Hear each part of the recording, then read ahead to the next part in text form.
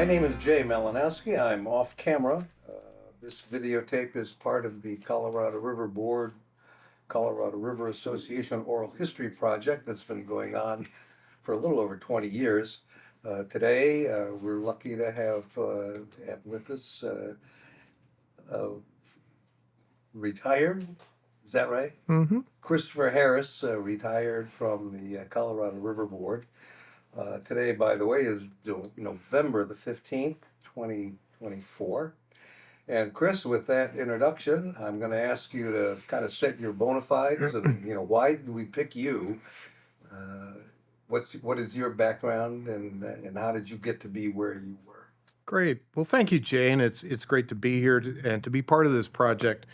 I've watched this project mature most of those 20 years that you just mentioned. My name's Christopher Harris. I just recently retired from the Colorado River Board as its executive director, and I'd been in that capacity nearly 8 years. I had done a long stint as the interim or acting executive director between Jerry Zimmerman's tenure and the board hiring Tanya Trujillo. I was acting executive director for about 3 years there. I've been with the board for 25 years, and before that, I worked for the state of Arizona in a similar capacity dealing with Colorado River issues for 15 years for the Arizona Department of Water Resources. And prior to that, I had been a federal employee working for the Bureau of Land Management, both in west central New Mexico and then in the Phoenix district in Arizona. And it was in central New Mexico that I finished up my college education. I got a degree in geology at the New Mexico Institute of Mining and Technology. And prior to that, I was up at the University of Montana in Missoula, Montana. I was born and raised in Montana, and when I got back from the Coast Guard, I went back to Montana, got married, started school, worked for the Forest Service on the Lolo National Forest, and so my entire career, including my military service from 1973 to 77, pretty much everything, I've worked for the government, either the federal government or the state government, state governments, plural, since. And I would say the last 25 years have been the best. I have absolutely enjoyed being here in California and representing this state's interests in management and protection of its rights in the Colorado River system. Before we move to California, tell us a little more about what you were doing in Arizona. You bet. The reason I ask that is because we're always interested in the relationship between the states, but especially Arizona and California, given the longest running lawsuit in the history of the Supreme Court. So tell us about Arizona. You bet. And then we want to find out how did Arizona feel when you moved to a California job? You bet. That must have been interesting. It was indeed. Absolutely. I first started at the Arizona Department of Water Resources in their General Stream Adjudication Division. And there it was going out and collecting data and information on all of the water uses in the state of Arizona, watershed by watershed. And I actually ran a unit that was collecting data in the San Pedro River watershed, which is a tributary, relatively major tributary to the Gila River. And starts down in Mexico and flows northward and then meets the Gila in east central Arizona. And I did that for probably the first 5 or 6 years. And then the deputy director of the department, Larry Linzer, who's well known among the Colorado River community, asked me to come work in the department's Colorado River Management section. So I knew nothing about Colorado River issues at this point. This was probably 1992-ish when Larry brought me over from the General Stream Adjudication Division to Colorado River Management. And he started taking me to Basin States meetings, and these are very interesting meetings especially for a newbie. When you walk into a room and there are your peers and counterparts and superiors from other states, And they're all talking about managing this incredibly complicated, complex river system that covers portions of 7 states, significant volumes of water, massive reservoir storage, huge operational issues, and getting in there and listening to each state coming in with its sacred cows and oxes and figuring out what's important to us in whichever state we're in, but also what your peers is important to them in those other states and what's meaningful to them. And I was really in the cheap seats, sitting behind Larry and Tim Henley, another person who was big in Colorado River issues in the 90s. But it was great work, and I spent a lot of my time working on endangered species issues. This is when the Endangered Species Act, the Federal Endangered Species Act, had kind of first been dropped on us in the Colorado River Basin. There were a bunch of native fish in the basin, razorback sucker, the Colorado River, the Colorado pike minnow, the bony-tailed chub, and the humpback chub, 4 big river fish. These are large fish. They're endemic to the basin. They live pretty much throughout the river and its major tributaries.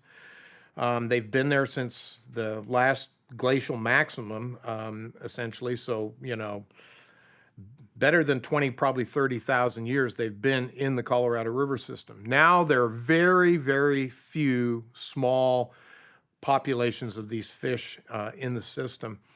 And the feds the Fish and Wildlife Service, were coming in saying, we think we're going to have to do some significant reoperation here, and we're going to change the way Lake Powell operations are conducted, or potentially Lake Mead. You're going to have to do things to mitigate impacts to these fish through your operations and all the non-native fish that are in the system. So ADWR had me actually working on what would be the state's response to Endangered Species Act management actions that potentially could come our way. And the reason we were concerned is because in the lower basin, the Secretary of the Department of the Interior, through the Bureau of Reclamation, is the water master. They control the valves and gates. And, when you make a water order, they let that water out of the reservoir system. It moves down through the system to your diversion point, whether it's going to an urban community, such as the Metropolitan Water District service area over here on the South Coast Plain, or over to Central Phoenix and Tucson. We didn't know what the potential implications could be if reclamation had to radically alter its operations of the river system. So we began actually close coordination with California and Nevada, our 2 lower basin sister states. And we said, we've got to get out in front of this. We need to be able to consult with Reclamation and Interior and help guide what may come from these Endangered Species Act activities that the Fish and Wildlife Service is bringing to us. And that led to the states, the 3 lower basin states, voluntarily agreeing to develop and ultimately implement what became known as the Lower Colorado River Multi-Species Conservation Program. And that took 10 years to develop, a lot of work involving all of the California Colorado River water users, Arizona's Colorado River water users, and then basically the city of Las Vegas Valley Water District, ultimately the Southern Nevada Water Authority. But at the same time, there were a lot of other things that were going on. We had a relatively very full reservoir system. We'd had the massive flows in the 1983 through 85, where we were spilling water out of both Lakes Powell and Mead. And system kind of stabilized after that. But then in the early 90s, in 93, we again had significantly wet winters. We had flows on the Gila that were coming into the mainstream just above Yuma that provided the entire Mexican treaty delivery obligation for better part of 2 years. We didn't have to release any water out of Lake Mead. The system was full. It was very full. And so while we were trying to figure out what to do with the habitat and natural resource issues under the Endangered Species Act. At the same time, we were trying to creatively put together some programs that could better utilize Colorado River water among the 3 lower basin states. Nevada wanted to get its straw deeper into Lake Mead. They knew that if the lake declined, they could be left exposed, where both of their intakes would be above the minimum pool. So that was their plan.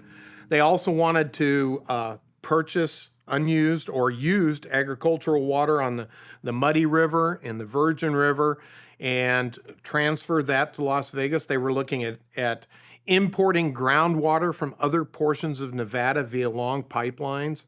So Pat Mulroy, the general manager in the Las Vegas Valley Water District, was very aggressive in putting together pretty innovative programs, conservation-based programs, and so forth. In California, you had the same thing. Metropolitan has always been a very far-sighted agency. They look a long ways out. They've got 19, 20 million people within their service area.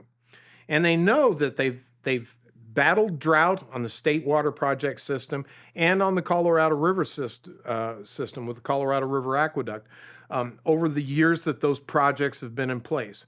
So they're always thinking about how can we store water? What are the things that we can do that maximize, make us most efficient and effective at providing reliable and certain water supplies for our customers, all of the agencies and entities in the south, along the South Coast Plain. Then the ag community, you've got folks in Yuma, the Palo Verde Valley, and the Imperial Valley who are solely dependent on Colorado River water. If Lake Mead can't provide water, you put keys in mailboxes because that agricultural land becomes worthless. You're in the middle of the Sonoran Desert, Colorado River Desert on the California side. It's some of the most arid country in North America, 3 inches of rain a year. So having a certain and reliable water supply for California and Arizona is paramount to sustaining human life in the southwestern United States.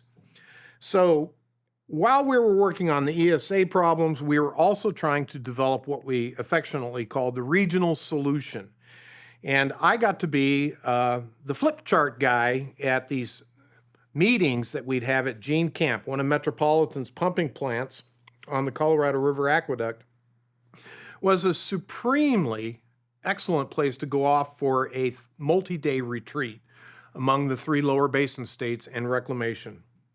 We had the assistant regional director in Boulder City, Bob Johnson. LeGrand Nielsen was another deputy regional director. We had folks from Nevada, and then Larry Linzer and myself and Tim Henley from Arizona. We had Jerry Zimmerman, Bob Schemp from MWD, and Bob McCullough from IID. And this small group of the 3 lower basin states said, all right, in a perfect world, what could we do to maximize the use and reliability of Colorado River supplies in the lower basin? Yeah, please.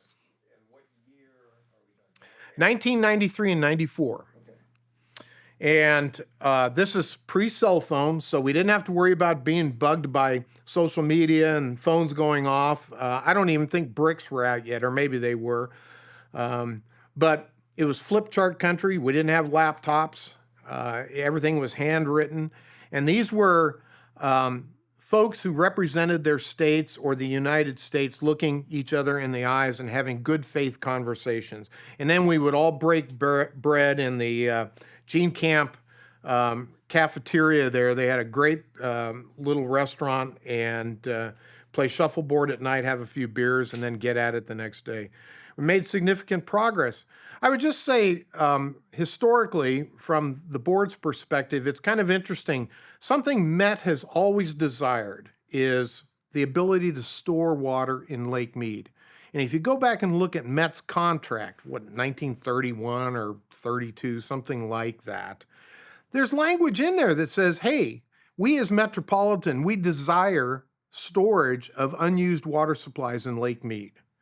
And this is even before Hoover Dam was finished and Lake Mead began to fill. There was always that desire. Metropolitan knew as Los Angeles and the South Coast Plain developed and grew, and more people, they were going to need to buttress these water supplies. So that's always been in Met's mind, is the ability to store unused supplies for future use.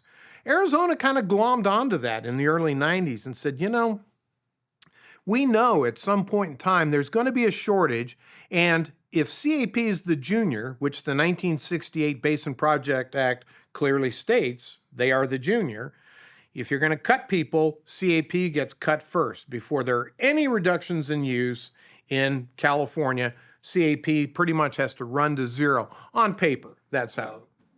As long as you've mentioned that, let's talk about why that language is in there. How did that get negotiated? Because it wasn't a good deal for Arizona. No, it wasn't. And in fact, it reeled back some of the gains they got in the case that you mentioned a few minutes ago, Jay, the longest running Supreme Court case in Arizona versus California. And in that case, Arizona kind of won everything. The Gila was off the table. They didn't have to contribute any water from the Colorado River system to the Mexican Treaty. They got 2.8 million acre feet that was allocated from the mainstream that was allocated to them in the 1928 Boulder Canyon Project Act. But they wanted that aqueduct from the mainstream that would go to Phoenix and then ultimately down to Tucson. In order to get that in 1968, the California congressional delegation was big by then. It's bigger now, but it was big then. They were able to say, all right, we'll give you your aqueduct, but you're going to subordinate every drop of water that aqueduct can convey into central and southern Arizona to California's full 4.4 million acre foot basic mainstream apportionment.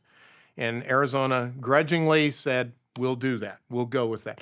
Because they kind of would go back and whisper, well, we don't think that day's ever going to come where, there's not enough water. And I would just point out, back then, the average annual yield of the Colorado River, annual yield of the river at that point in time was probably something in the neighborhood of between 15 and 16 million acre feet a year, on average. Now, it's 12.4, maybe 12. The past 20 years have, we've been in a horrendous drought. So, shortages. We've had the first ever shortages in the Colorado River Basin, in the lower basin. Arizona and Nevada have been even Mexico has been sharing in shortages. Times are different. People say, well, it's climate change. I kind of call it climate breakdown. It's almost disingenuous to say climate change because climate change means, well, it might get better too. Maybe it will. I tend to think what we're seeing is longer term trends of more arid conditions, longer periods of hot weather. The runoff comes off the mountains faster. There's less rainfall, less snowfall. We have dust on snow. Snow melts faster. Less transfer of surface water into groundwater aquifers. All of these things conspire to result in less water working its way down through the system to the large reservoirs that we have in the basin. So the probability of shortages being borne by users, particularly in the three lower basin states in Mexico, I think is on the upswing. And it's going to become more every year. There's not enough water to go around in the pail. And we're going to have to figure out how to live and do more with less. I think it can be done. And, I think we can talk about some of this here in a few minutes. My career, and to bring us back to ESA and sort of the basin states process, I came in and worked with a bunch of people in the 7 basin states who were 100% committed to collaboration, communication, coordination, cooperation. Kind of the 4 C's. It was Bob Johnson's mantra, the Bureau of Reclamation. His entire career as an assistant director, the regional director in Boulder City for Lower Colorado region, commissioner of reclamation. His entire career was, let's work together to figure out what these challenges mean and how we can move forward. And he hired people that thought that same way. Jerry Zimmerman, who brought me over to California from Arizona in the year 2000, was also of that same mold. Let's sit down and talk about solutions that can work for everybody. Now, you asked me, how did Arizona take the news that Jerry had offered me a job and I was going to move from the Colorado River Management Section at ADWR, the Arizona Department of Water Resources, to the Colorado River Board of California? They actually took it very well, wished me the very best. They genuinely did. It was really very cool. I mean, I You said in the year 2000. yeah, Is that accurate? it is. Okay, I just wanted to double Yep. check. I began working on Colorado River stuff in 93, maybe late 92. And then in 2000, Jerry offered me the job as the environmental program manager for the Colorado River Board. So I had helped to develop what became known as the Lower Colorado River Multi-Species Conservation Program. And I had helped convince Arizona, they were the toughest nut to crack in the three lower basin states, that we should do a collaborative, cooperative environmental management program for the Colorado River, the Lower Colorado River. And this program stretches from Lake Mead, full pool elevation, all the way down to the southerly international boundary with Mexico. And it addresses not just the 4 big river fish that I mentioned earlier, but also a whole host of other animals and birds, a couple of insects, reptiles, desert tortoises, a lot of endangered birds, both marsh birds, songbirds, etc. So we had specific habitat needs. We needed to make native riparian habitat. We needed to create and upgrade and maintain marsh habitat along the river, and we needed to create and maintain aquatic habitat for these 4 big river fish that we're trying to preserve. It took us 10 years, but we came up with a program, and I was actually able to help convince the Arizona water users, community writ large, that this was a good program to implement and for Arizona to be a part of it, and to help fund it. We ended up having a 50-50 cost share arrangement between the United States and the 3 lower basin states.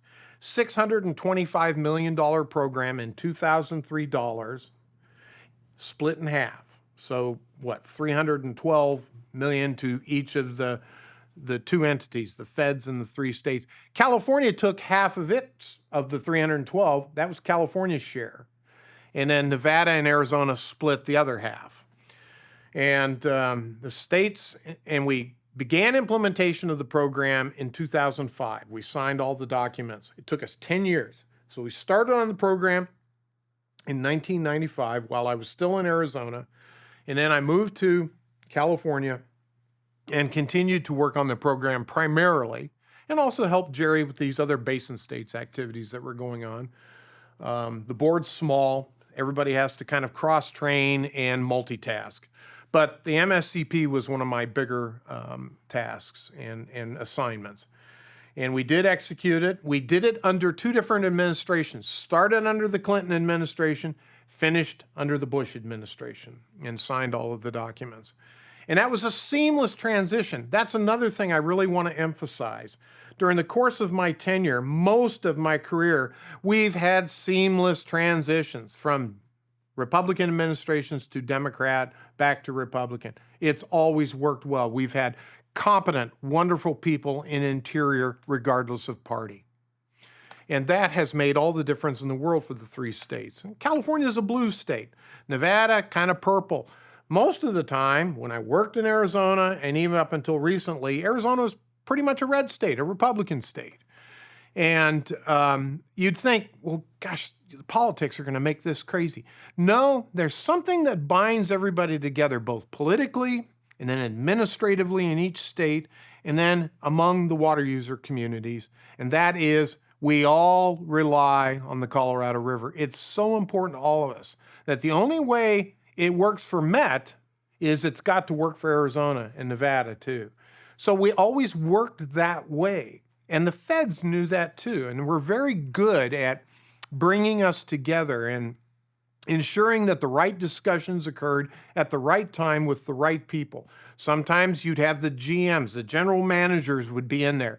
They'd have to give us clear policy guidance on where all of us techies at the time were trying to take things. You guys, you have your heads in the weeds here too much. Think big on this. Let's go this direction. And you'd see all three of the primary leaders in each of the three states, Jerry Z for California, and whoever was the director of DWR. Rita Pearson was a long-serving director over there who was very good and understood that she and Arizona needed to have a good working relationship with Arizona or with California. Yes, we had Arizona v. California, but that was water under the bridge. Excuse the... To coin a phrase. Yeah, to coin a phrase. There was always new things. In fact, Arizona, because of California's innovative thinking, Arizona said, maybe we ought to create a water bank in Arizona. And in 1998, the state created statutes that allowed the creation of the Arizona Water Banking Authority. And in fact, one of the first customers for the Arizona Water Banking Authority was the Metropolitan Water District of Southern California. They put like 600,000 acre feet in the ground in Arizona. It was conveyed through the CAP and was either direct recharge in several groundwater basins in the state along the CAP, or it was in lieu recharge, where agriculture would use that Colorado River water and they'd receive groundwater storage credits. And then Met could recover that water at its Witsit pumping plant in Lake Havasu at a future point in time. And the feds were great. They set up what was known as the SIRA, the Storage and Interstate Release Agreement. They created a special regulation in federal law under reclamation law, which allowed Nevada and California to bank water in Arizona and then recover it in the future. And this helped neatly sidestep the implications of if water is diverted by one state and carried into that state, it's charged against that state's apportionment. So now you set up this forbearance and recovery mechanism that allowed the states to be more imaginative and creative with storing unused supplies and then recovering them for future use at a future point in time. What do you think led to that kind of agreement specifically, and those kinds of agreements in general, after decades of contentious, well, everyone was suing everyone?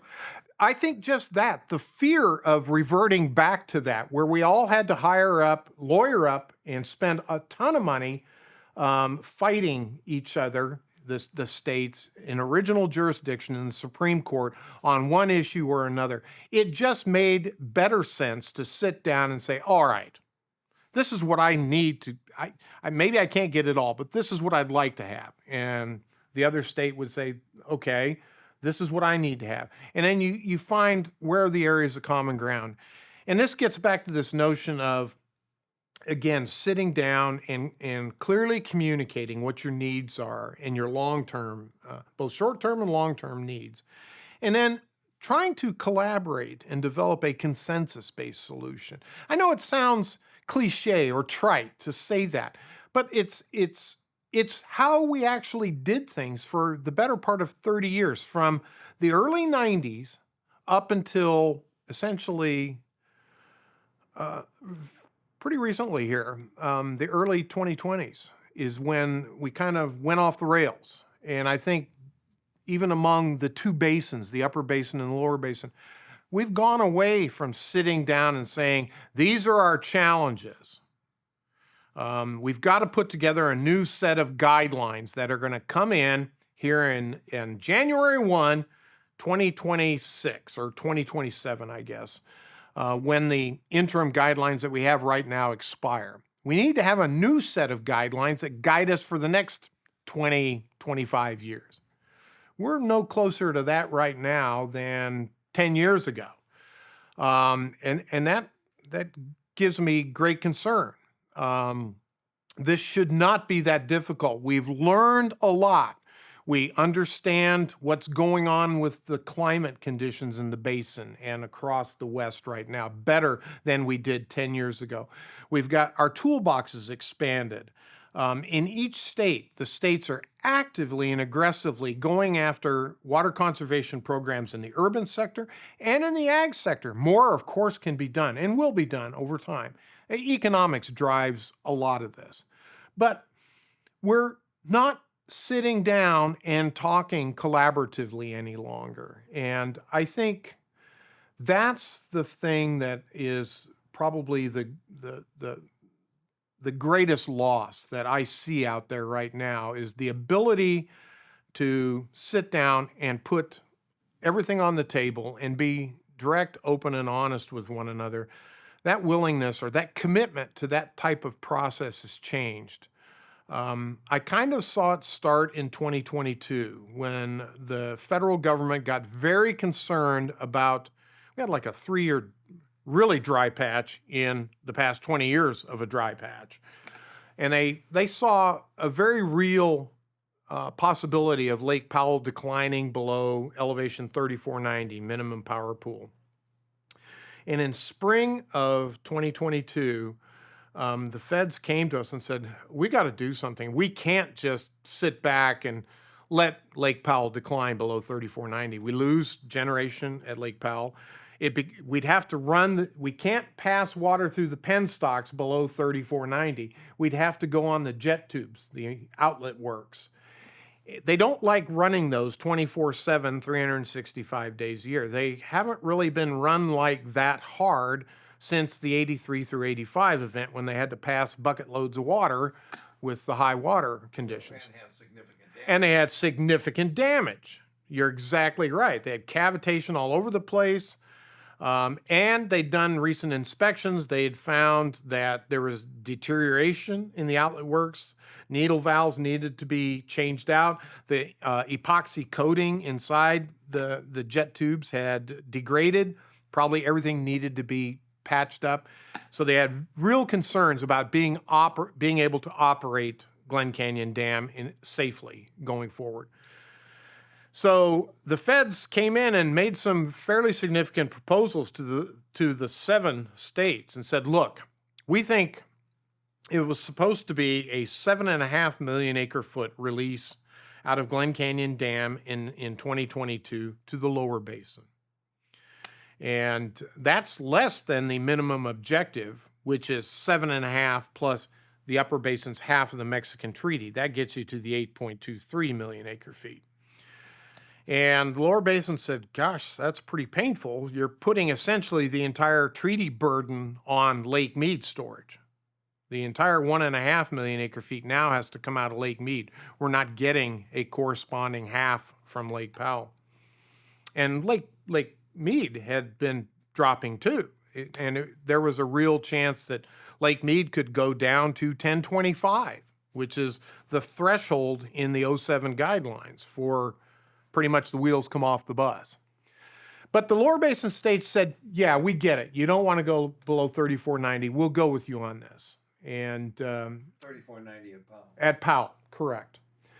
But we said, look, we want that water back eventually. That 500,000 acre feet you're going to hold up here in Powell to protect that minimum power pool elevation. We'd like to see that at some future point in time when conditions warrant.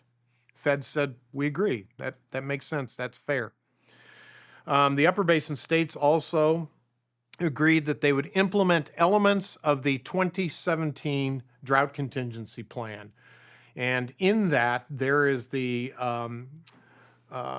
mechanism for the upper basin states to release, actually reclamation with upper basin states concurrence, to release water out of Flaming Gorge, potentially Fontenelle, the Aspinall unit on the Gunnison River, and even Navajo Reservoir on the San Juan. Release slugs, pulses of water out of those reservoir facilities and let that come down to Lake Powell.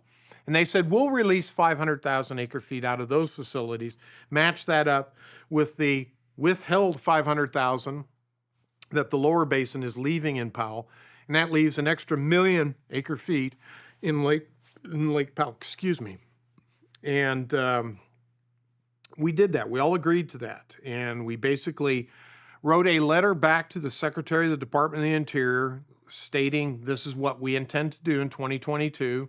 We modified the annual operating plan, which is created by the states and reclamation each year, provided to the Congress and the governors of all 7 states on how the system will be operated.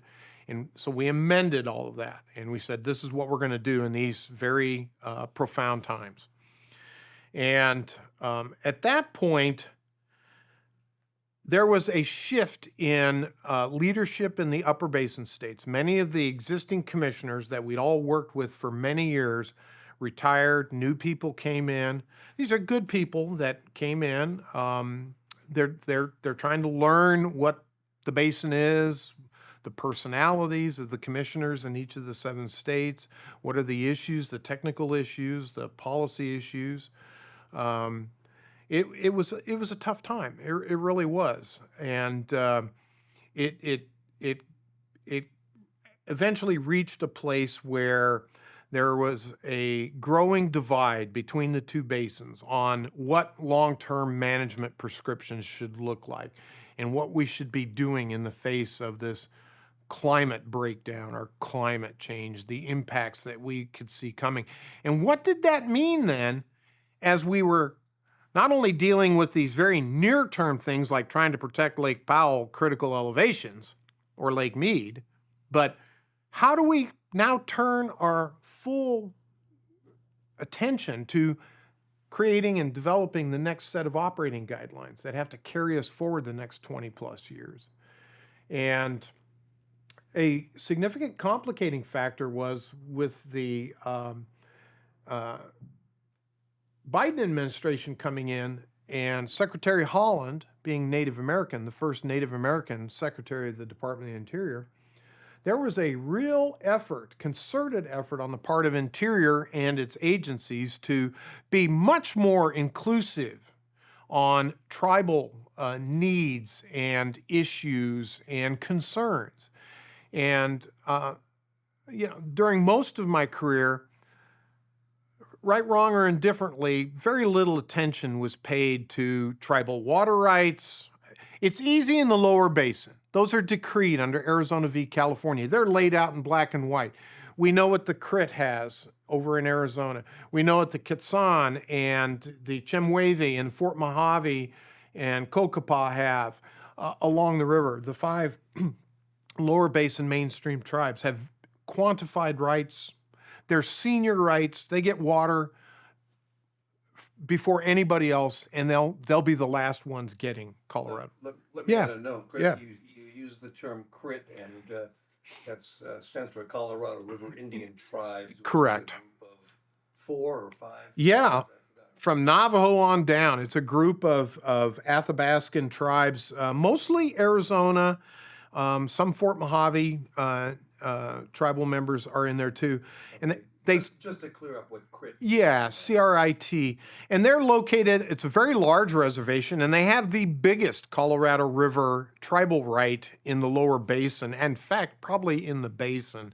600, well, if you count the Arizona entitlement, they have 156,000, I think, on the California side, and 660,000 acre feet of quantified rights on the Arizona side.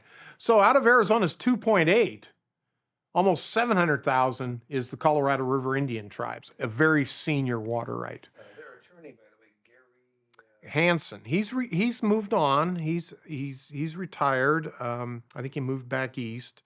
But he is the subject of an earlier Oral history. He is indeed. interview. If anyone would like to go back and view that, Gary is available to you. So, okay, I just wanted to. No. But there are some other issues with regard to Indian on the lower basin. I mean, it wasn't completely everything is fine. Because No. we had some irrigable acreage issues. Yep. And other things going on. That's exactly right. And another complicating factor too was, I think right now the number is there are 30 recognized Native American tribes in the Colorado River Basin.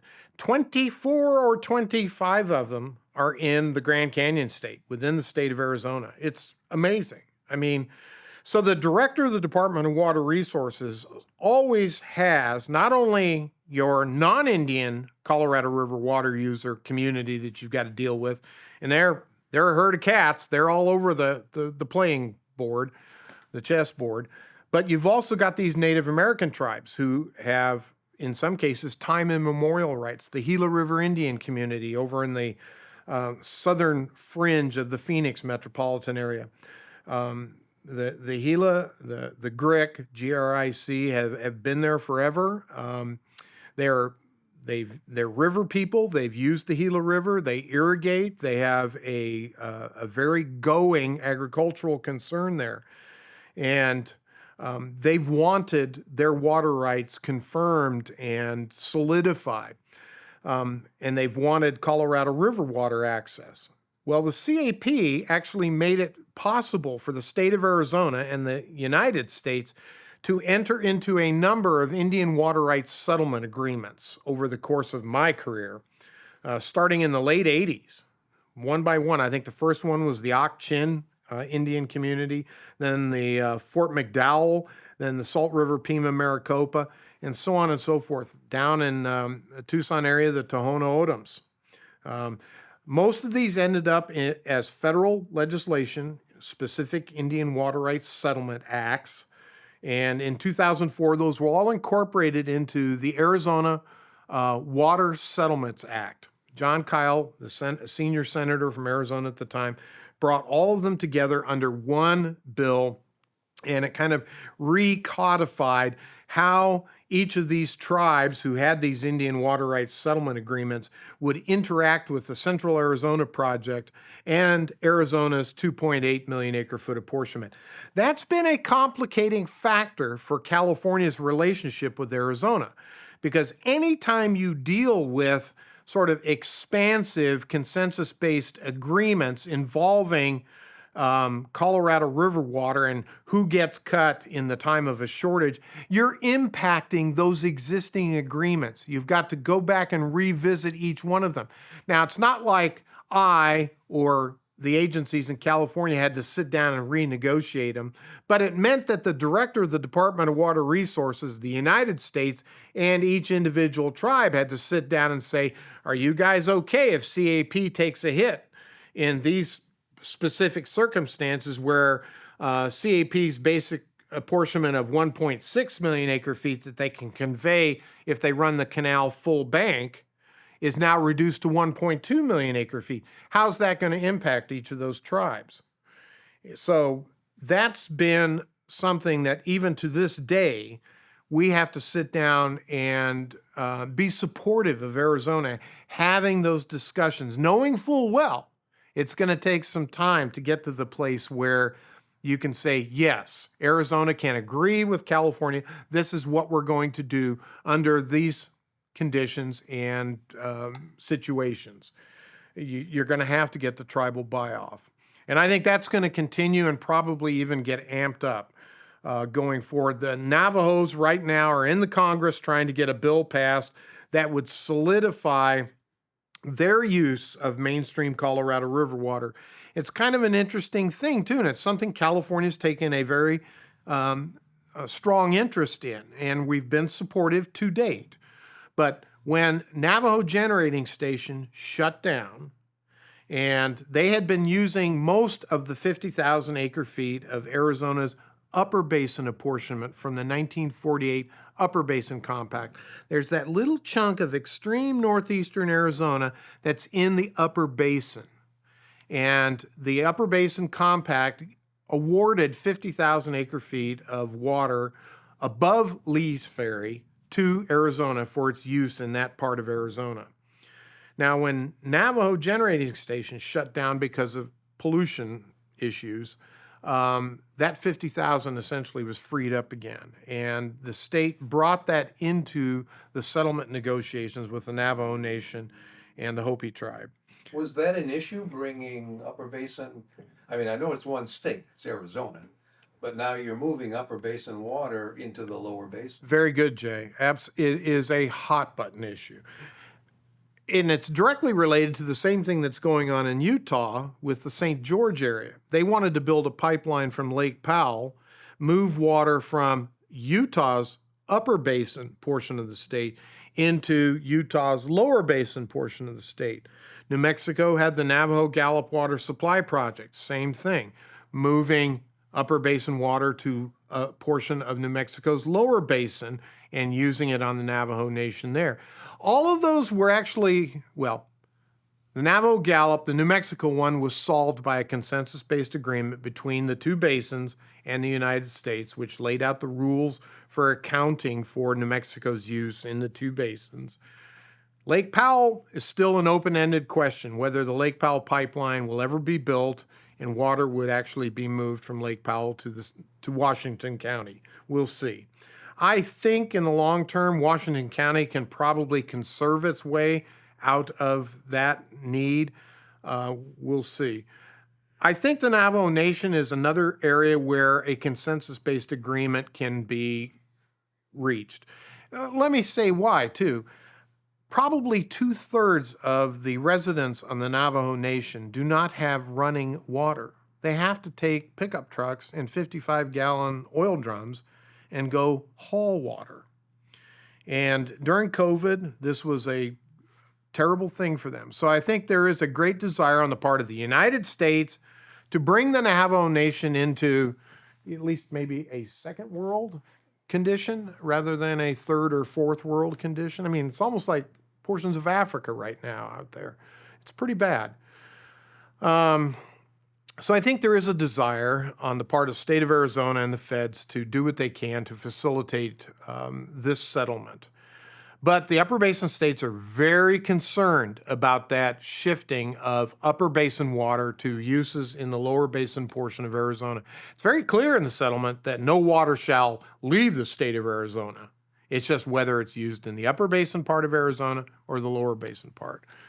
Those are the things I think, if we're going to be successful in the long term at managing this diminished supply that seems to be continuing to slowly but surely decrease over time, we're going to have to set aside some of those sort of artificial walls that we've built up administratively or based upon old policies from the 1920s, in this case, the Compact.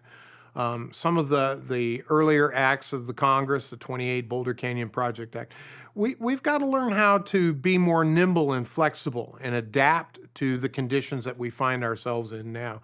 Many of the urban agencies are doing just that, whether they're on the East Slope, the Denver area. Utah's a little late to the party. I think they're going to get there eventually. The Salt Lake and Ogden, Provo region. They're going to get better at conservation and using the Central Utah Project. Arizona is getting there now. Tucson's very good. I think Phoenix is starting to get there. Metropolitan is a leader. Southern Nevada Water Authority is a leader. Across the West, those entities know how to manage scarce supplies. And I do think a lot of people across the West are looking to Met and SNWA for what we can do. The Colorado River system is not an anomaly. This is happening in the Snake River Basin. It's happening across the western United States. Montana, I mean, these droughts are significant. They're there, they're now. This climate change, climate breakdown, whatever you want to call it, it's real. And I think all of us who've been involved in water policy and continue to be involved, the next generations coming up, there's very bright people out there. We've just got to become more nimble and adept and adaptable, willing to be creative and think outside the box. And that's why I think, from my perspective, sitting here now, it's nice to reflect on 30 plus years of Colorado River management. And I'm very proud of the MSCP, obviously. Something we haven't talked about, and I think is an absolute important piece, maybe even a central piece of the jigsaw puzzle on the table in front of us. And in the course of your discussions and oral histories going forward, I think you're going to hear this theme. Our relationship with Mexico is key to successfully operating this system in the long term. They have been great partners to date. I remember when, under John Bernal, who was the commissioner of the U.S.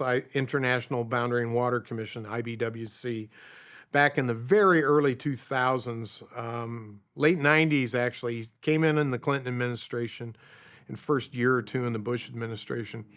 We passed what are known as operational guidance. They're minutes, they're called, to the 1944 U.S.-Mexico Water Treaty. And those have gotten progressively more collaborative and cooperative over time. The first one was a minute that said, well, we're going to study what could be done to help restore some periodic connectivity between the Colorado River and the Gulf of California. As most people know, most of the time, the Colorado River never reaches its delta outfall in the Gulf of California, the Sea of Cortez. In 2014, we had that monumental pulse flow from Morelos Dam down the main stream of the Colorado River in Mexico, and in fact reconnected the Colorado River to the Gulf of California for the better part of 9 months. And some of the kids and parents that live in those little Mexican ejidos, little villages along the river, had never seen water in the Colorado River in their lifetime. Their grandparents had a couple of times. But it was remarkable that some of these children had never been able to wade into a river and get their feet wet. So that was something cool. And Habitat came out of that. And it also galvanized Mexico to realize a couple of things. The Good Friday earthquake in, 2012 was another game changer for Mexico. It destroyed so much of the infrastructure in the Mexicali Valley that they realized they needed to have a backup plan.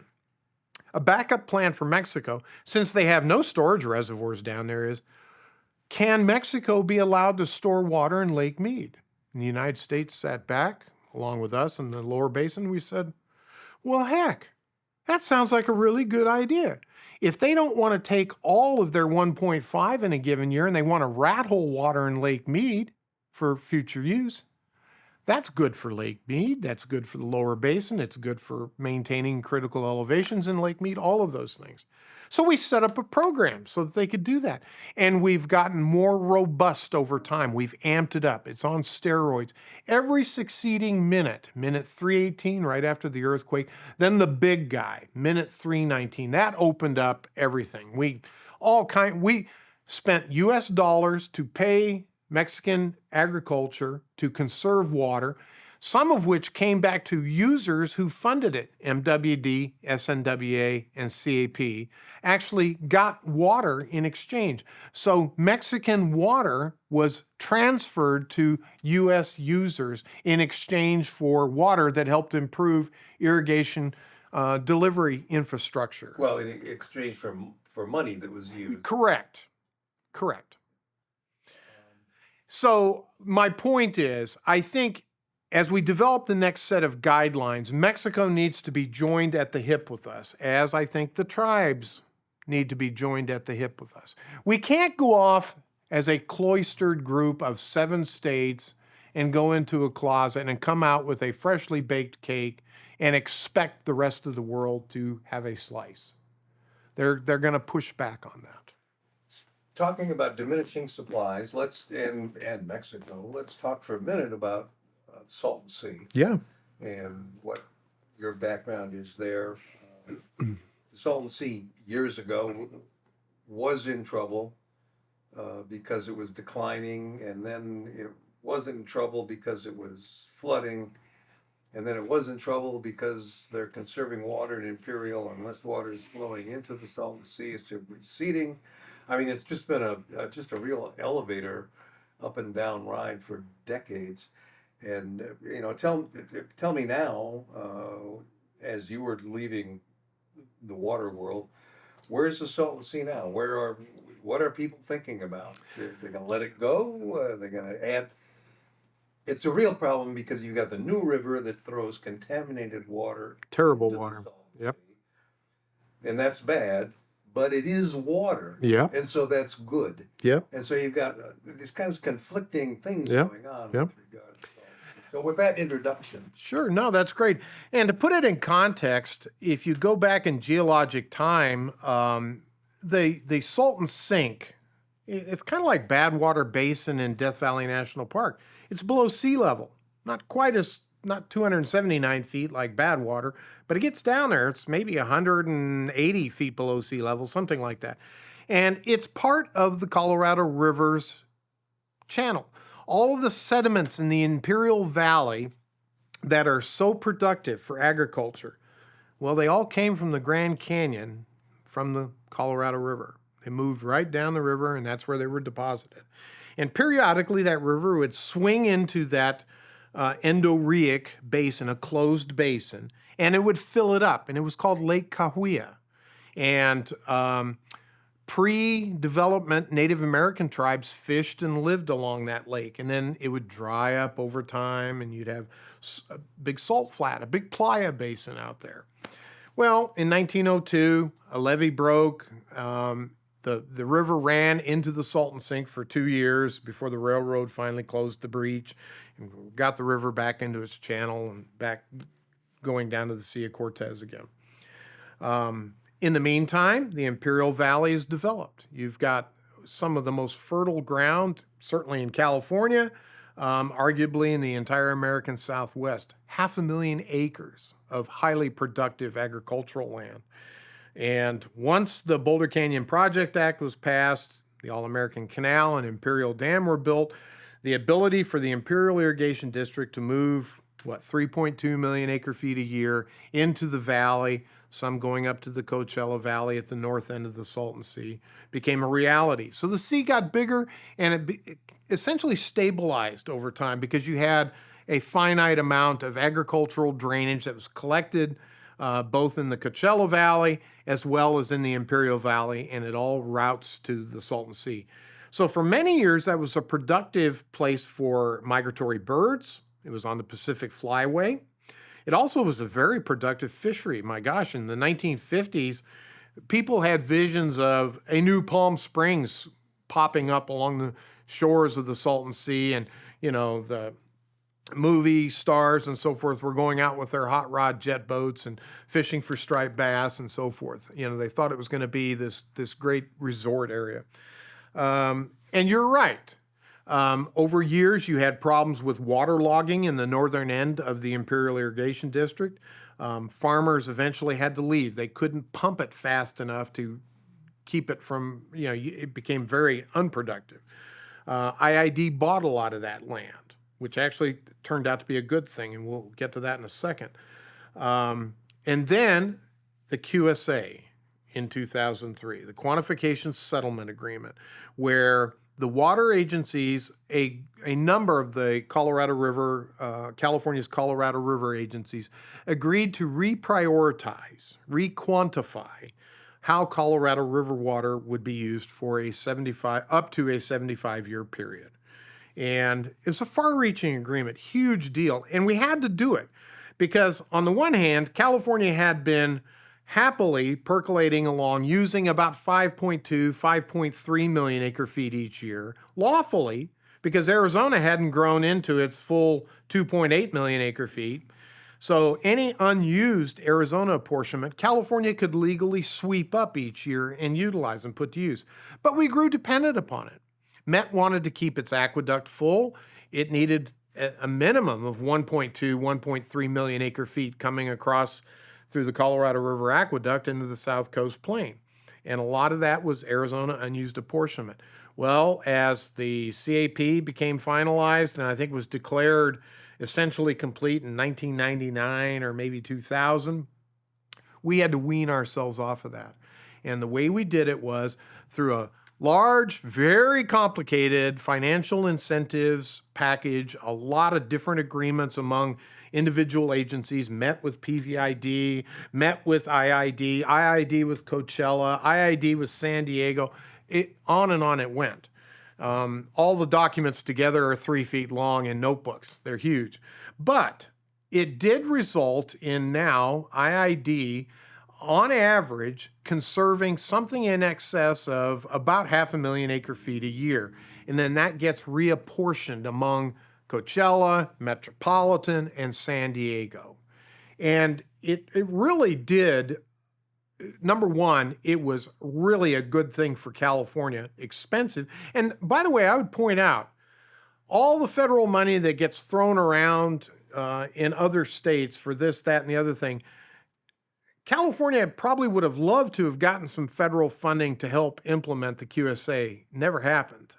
That was all done by the California agencies and paid for. We didn't get Uncle Sugar coming in and paying us to do these things. We did it. And I think something that all of us in California continue to remind the other 6 states is that we do know how to do this sort of hard work in California. We've done it a lot.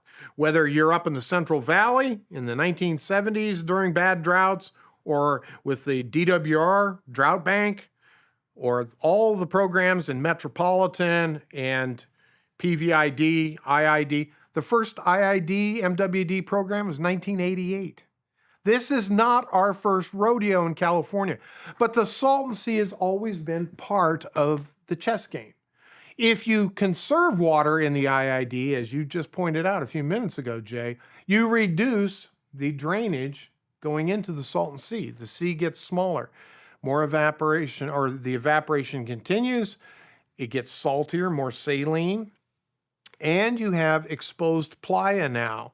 It's windy down there. The winds come off Anza Borrega across that basin and pick up that fine sediment and the toxic salts, selenium, etc. I think Imperial County has the highest rate of childhood asthma, increased heart disease, and a lot of that is because of the air quality. Now you ask, where are we now with the state mandated Salton Sea Management Program, and what does the future sort of portend? I'm actually cautiously optimistic on both fronts. There's been a lot of feasibility assessments that have been done at looking at potentially working out a long-term agreement with Mexico where you could pump Sea of Cortez water up over the hill, maybe generate some power into the Salton Sea, the sea-to-sea exchange thing. But Mexico's not real thrilled about getting Salton Sea water coming back into the biosphere. The entire northern half of the Sea of Cortez is a World Heritage Site. It's considered a biosphere reserve. They've got endangered totoaba and one of the most rare endemic dolphin species. I forget the name of it, the vaquita.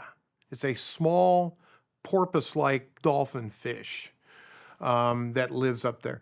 They're not interested in having that mucky water coming back into the upper reaches of the Sea of Cortez. So I think sea to sea kind of is out. But I do think the program that's underway right now, which is it's a two-pronged approach. One, to build a whole host of aquatic and marsh and some riparian habitat patches along the southern arc of the Salton Sea. That's the one part. And there you can bring the ag drainage in, and it's the salinity of that water coming in as ag drainage is much less than the Salton Sea proper, which is what, 2 times seawater, something like that. Yeah, maybe 2.5 times. It's not quite Great Salt Lake, but it's getting there, where it's going to be brine flies and brine shrimp. And so it doesn't support a fishery anymore. The fishery's collapsed. It's gone now. And that's even happened in my career. It used to have a pretty robust fishery up until about 10 years ago, and now really nothing. There are endangered desert pupfish in IID's drains that they have to deal with anyway. They can set up pupfish refuge in these aquatic habitats. That's the first prong. And they're on track to do that. They just implemented a 16,000 acre called Species Habitat Conservation Project that just just finished this year. And it's kind of open now. And that's going to be the template for the rest of these big patches along there. The second and probably the harder issue is dealing with the exposed playa and the air quality issues. And there they've also come up with some creative things. If you recall, back even when you worked for MWD, DWP was thrashing around for years up on Owens Dry Lake Bed. They spent, I think, billions with an S, trying to look at different ways to mitigate the air quality impacts that they had on that dry lake bed. They tried spreading gravel around. They tried flooding it periodically with water from the LA aqueduct, and they tried this, that, and the other thing. They've actually come up with some a lot of those lessons learned, they went up there and saw how not to do it. And they've come down here and they have used a lot of things, barriers to interrupt the wind as it moves across the surface. So you don't get the saltation effect of the wind picking up particles, which then land and hit new particles, which get them up in the air. You put hay bales out there, you rough till and get big furrows that stick up and break up the ground surface. You plant salt tolerant vegetation. There's pickle weeds and things like that that help anchor the soil. So I think in conjunction with the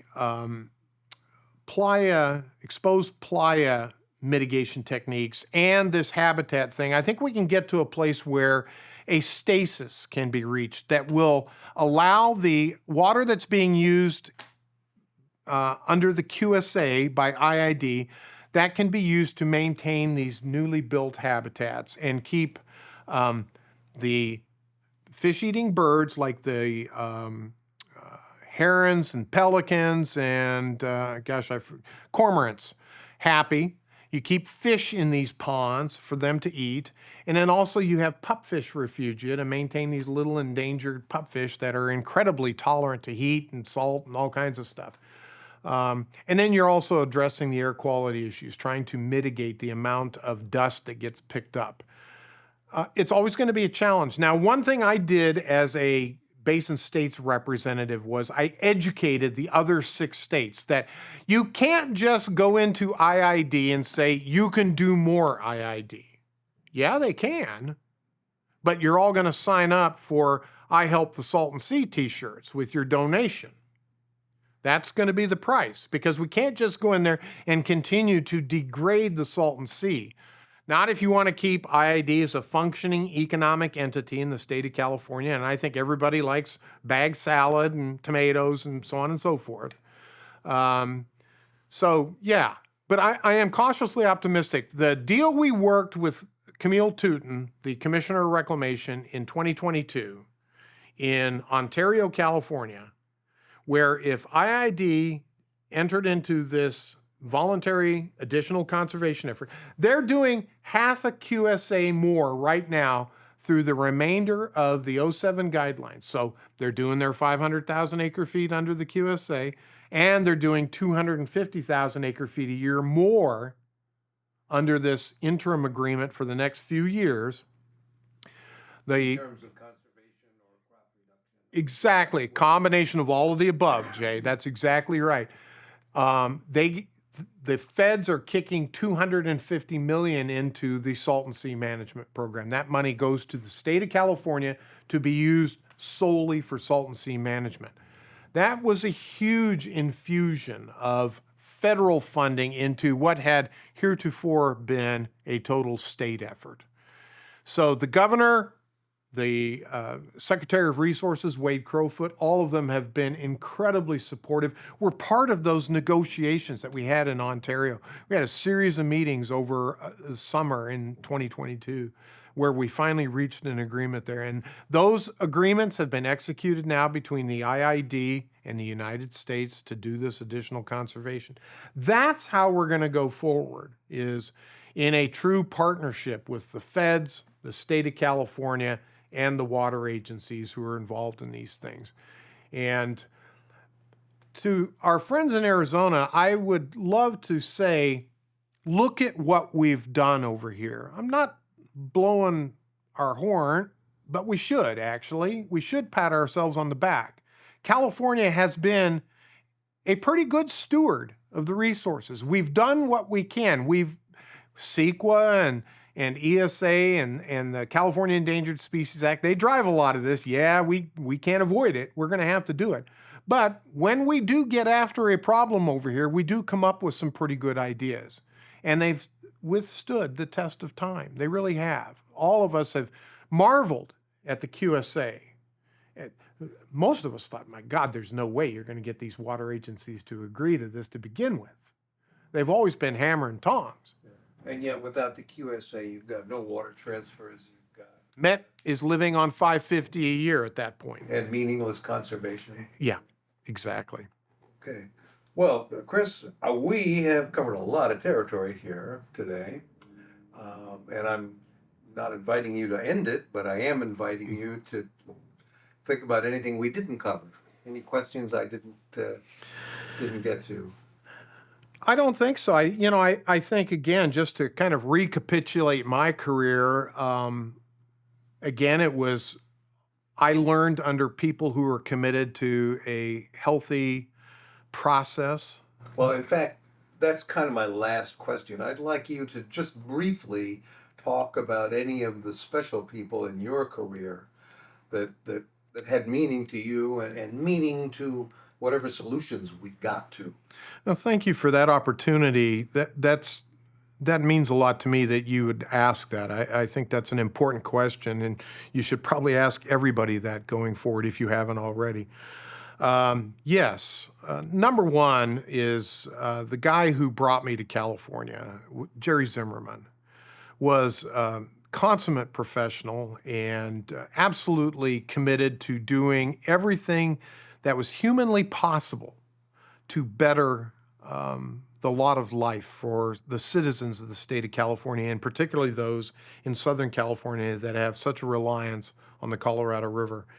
And to walk in his shadow and observe him and the amount of respect that he had from the water users and the agencies in California and his peers across the basin was the best lesson a young man like myself at the time could have gained. It helped shape me, and I like to think that I tried to use his methods and his examples when I came into positions of leadership in the past, and I think there were others like Jerry. I think of Larry Anderson in Utah, who I had immense respect for, was another guy who at the end of the day would say, okay, I hear you. And he'd say it just like this. I hear you.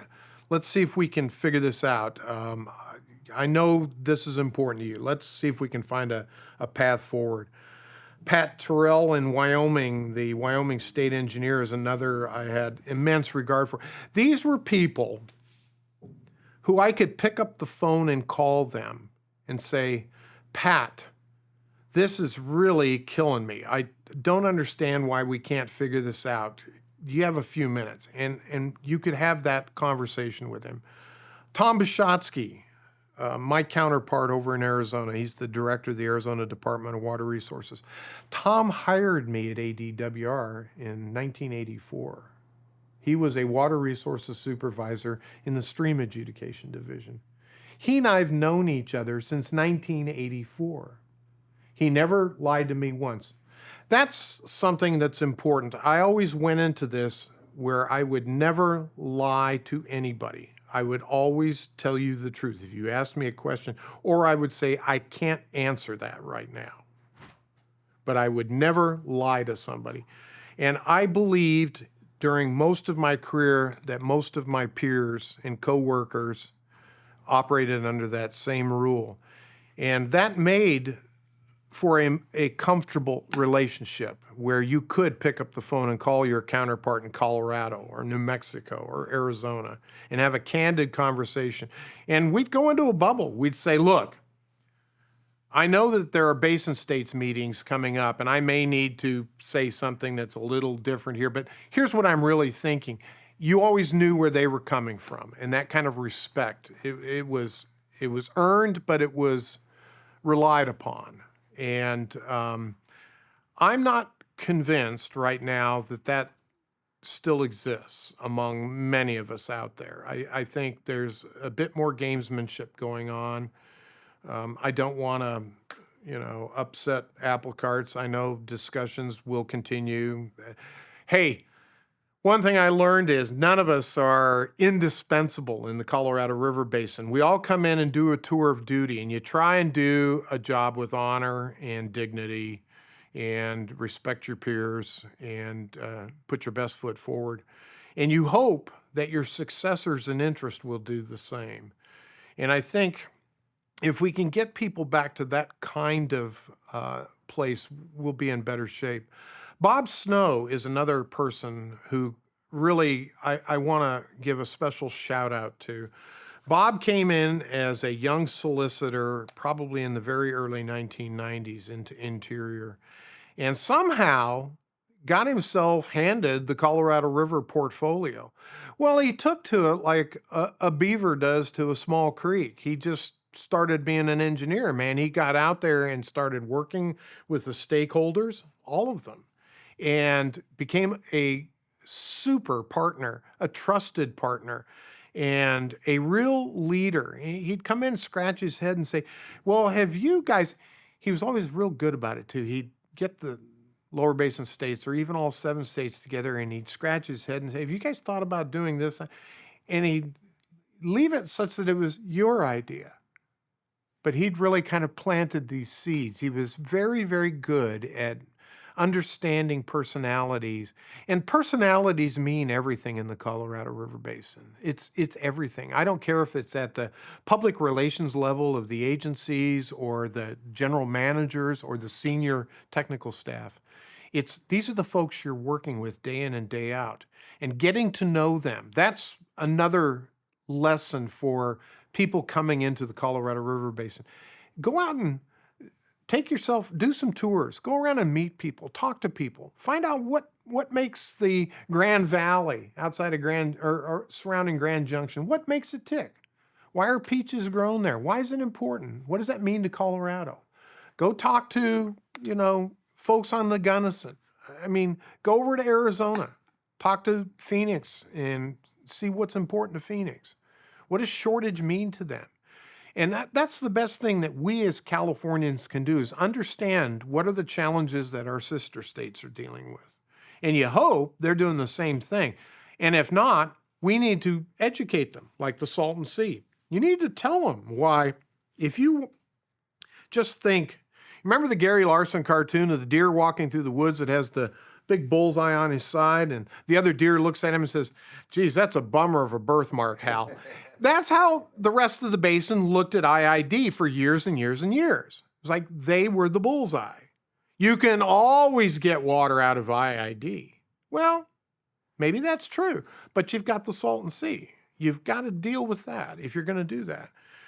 So the more we learn what's important to all of our stakeholders and fellow water users in the basin, the more you're able then to sit down and have informed, productive conversations. Well, and I would think understanding the interlockedness Yeah, of all of these agencies and their demands and supplies. absolutely.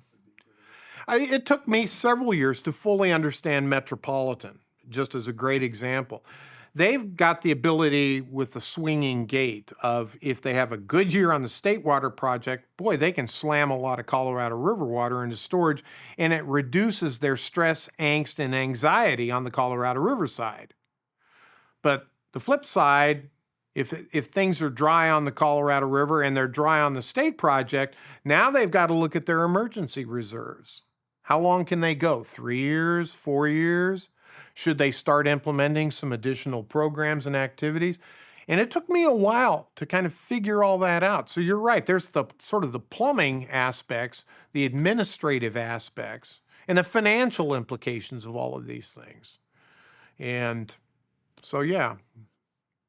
Well, Chris, thank you very much. We very much appreciate your time today. And we hope whenever anyone is watching this, be it 10 years or 20 years or 50 years from now, that you've learned something that you didn't know before. So thanks again, Chris. We appreciate it. I really appreciate it, Jay. Thank you for letting me be part of this.